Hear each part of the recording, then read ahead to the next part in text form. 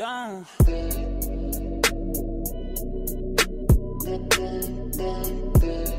Bonjour à tous les amis, j'espère que vous allez bien. On se retrouve aujourd'hui pour une nouvelle vidéo. Cette semaine, j'ai décidé de vous faire interagir une nouvelle fois pour vous donner mes impressions sur les différents looks de youtubeurs. J'espère que la vidéo vous plaira. C'est parti. Suite à la première édition qui vous a plu, j'ai décidé d'en faire une deuxième partie avec des youtubeurs qui sont étrangers et autant vous dire qu'il y a du très lourd. J'ai pris beaucoup de plaisir à faire des recherches pour la vidéo et comme d'habitude, vous avez demandé de m'envoyer des looks de vos créateurs préférés sur Snapchat. Si vous ne suivez pas encore, ajoutez-nous juste là. Si vous aimez cette deuxième partie, on pourra en refaire une autre avec d'autres créateurs, donc dites-moi en commentaire. On commence tout de suite avec le premier message qui nous vient de EML_MASN et il nous parle de RiceGum. Alors autant vous dire qu'on met directement les pieds dans le plat. RiceGum, c'est le hype beast par excellence, il aime se faire plaisir, que ce soit à travers des vêtements ou des bijoux. Je ne sais pas s'il a un styliste, mais il s'en sort vraiment bien dans ses combinaisons. Disons qu'il a de l'argent et les marques à portée de main. On parle quand même d'un mec qui vit à Los Angeles avec 8 millions d'abonnés, disons que ça aide un petit peu. Pour en venir maintenant au mouvement qu'il suit, il est essentiellement habillé avec les marques tendances du moment, souvent en Supreme, Gucci et Off-White. Il dépense beaucoup dans ses vêtements et il dit souvent que c'est son échappatoire. C'est soi-disant une thérapie pour lui d'aller se faire plaisir chez Gucci le week-end, ce que je peux très bien comprendre. Et disons que son style fait beaucoup parler et ça fait partie de son personnage un petit peu arrogant dans ses clips, avec les voitures, les filles, etc. En tout cas, j'aime bien son délire, je vous avoue que je suis un petit peu plus son gars sûr Facebanks. Dites-moi en commentaire en tout cas ce que vous pensez de son style vestimentaire. On en vient maintenant au deuxième message qui nous vient de Maxou Joly 2812 et il nous parle de Blazendery. Donc c'est un jeune créateur qui lui aussi est complètement dans le mouvement. C'est un petit peu plus compréhensible de sa part étant donné que sa chaîne est basée sur la mode hype, les sneakers, etc. Je pense que si je vous dis que c'est la personne ayant la collection suprême la plus importante des États-Unis sur YouTube, je suis pas loin. Le mec collectionne tout ce qui est produit par Supreme. Il a un style encore une fois bien propre à lui qui est difficilement reproduit ou égalé. Il est connu pour faire des unboxings de fous furieux, un peu comme la majorité des créateurs américains de son secteur. Alors c'est pas une critique mais un avis personnel. Je vous dis souvent sur la chaîne que s'habiller qu'avec des marques ou des logos très importants, c'est parfois un petit peu too much et je trouve qu'il a la limite. Après, je comprends le fait qu'il soit dans la démonstration. Il se qualifie comme étant un super gros hype beast et je lui accorde. N'hésitez pas en tout cas à me dire ce que vous en pensez en commentaire. On en vient maintenant au troisième message qui nous vient de Jerem-AZX et qui nous propose le créateur Monekix.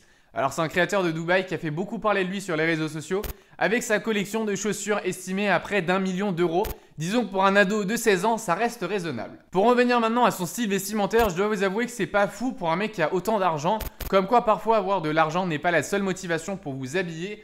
On trouve quand même quelques marques comme Louis Vuitton, Gucci, Off-White ou la collaboration Supreme et Louis Vuitton. En cherchant bien, c'est essentiellement des looks qui sont basés sur sa paire de chaussures qui est très souvent en fait la pièce maîtresse de sa tenue. On retrouve quelques accessoires comme des montres Rolex ou Hublot et c'est plus ou moins tout. Je reviens juste sur un sujet pendant qu'on parle de ce créateur. Pendant un moment, on a reçu des messages concernant des sacs que certains d'entre vous avaient vus sur les réseaux sociaux et beaucoup ont pensé que c'était du Babe ou du Louis Vuitton qui était customisé. Mais c'est en fait la marque de Monekix qui reprend des motifs qui sont assez similaires pour sa collection.